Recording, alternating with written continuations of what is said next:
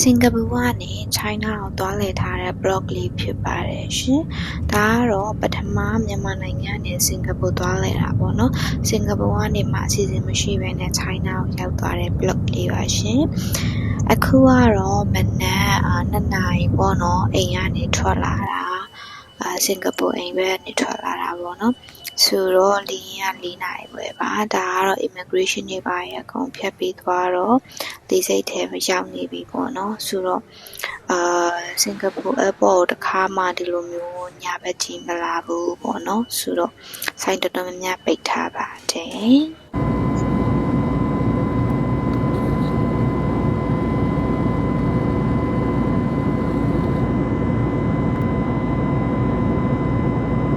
ညလေရင်မိုးလို့အရင်အိတ်ချင်နေရတဲ့ China ဘက်ပြန်ဆင်းတဲ့ view တော့မရိုက်ခင်လိုက်ရအောင်ပေါ့နော်ဆိုတော့ China ရောက်တဲ့အချိန်မှာပဲမိုးကကျမတို့ကိုစီးပြီးတော့ကျူပါတယ်ရှင်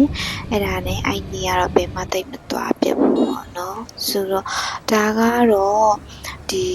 လျှက်စစ်ပစ္စည်းတွေပဲတီးတန့်ရောင်းတဲ့နေရာပေါ့နော်အဲ့ဆိုအဲ့နေရာဘယ်လိုခေါ်လဲတော့မသိဘူးဆိုတာဒါမေ့သွားတယ်ပေါ့နော်ဘယ်လိုခေါ်လဲတော့မသိဘူးဒီသူကအမှလျှက်စစ်ပစ္စည်းနဲ့ဆိုင်တာဒီ electronic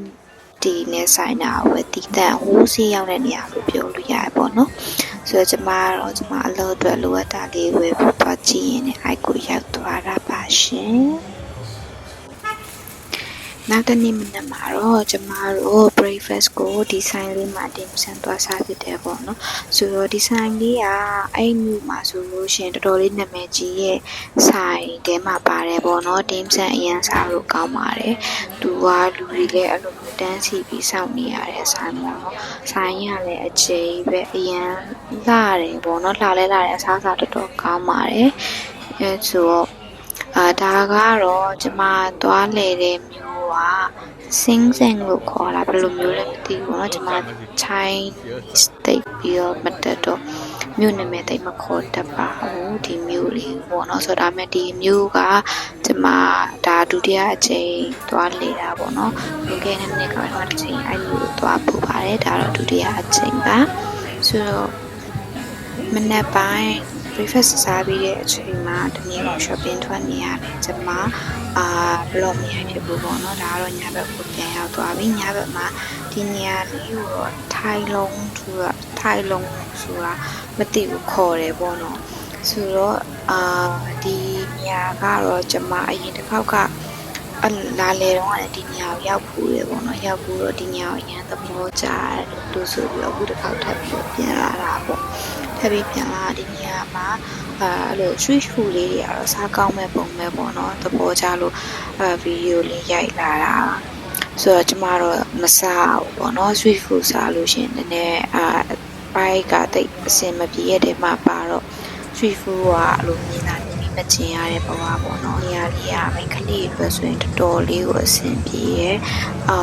မိန်းကလေးအရင်အကြိုက်တွေ့မဲ့နေရာပေါ့နော် shopping ထွက်လို့အရင်ကောင်းတဲ့နေရာပါမိန်းကလေးဒီ clothing shoe ပြီးွားရင်ဒီ cosmetic accessories everything ပေါ့နော်မိန်းကလေးအတွက်အရင်ပြည့်စုံတဲ့နေရာကိုပြောလို့ရပါတယ်ဆိုတော့ယောက်ျားလေးအတွက်လည်းရှိပါတယ်ပေါ့နော်ဒါပေမဲ့မိန်းကလေးပစ္စည်းပို့ပြီးတော့များပါတယ်ရှင်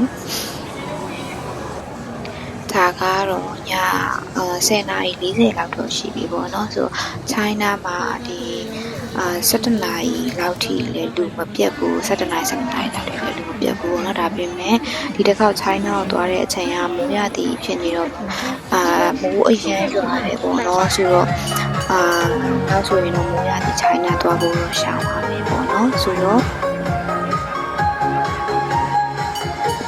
alorsလည်းပြောချင်တာမိုးရသည်ဆိုရင်တော့ China မှာသွားပါမယ်မိုးအရန်ရွာပါတယ်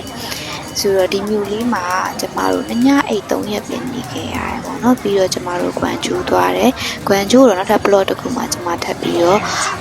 တင်ပေးပါမယ်ရှင်ဘာလို့လဲဆိုတော့တခါတည်းတင်လာတဲ့ blog အရင်ရှိသွားမှာဆိုလို့ပါကွမ်ဂျူးမှာတော့ကျမတို့9ညအိတ်9ညအိတ်6ရက်လောက်နေရဆိုကွမ်ဂျူးမှာပူကြတယ်ပေါ့နော်ဒီမြို့လေးမှာတော့ကျမတို့ကညအိတ်3ရက်ပဲနေတာရဲ့ပြီးတော့ shopping ထွက်တာအများများသွားတာလေရေကြောင်းပေါ့နော် blog တိတ်မရိုက်ဖြစ်ဘူးရိုက်စရာဘာမှမရှိတော့ဘူးပေါ့နော်ဆိုတော့အဲ့တော့နောက်ထပ် Guangzhou blog လေးမှာပြန်တွေ့ပါမယ် See you in next video. Bye.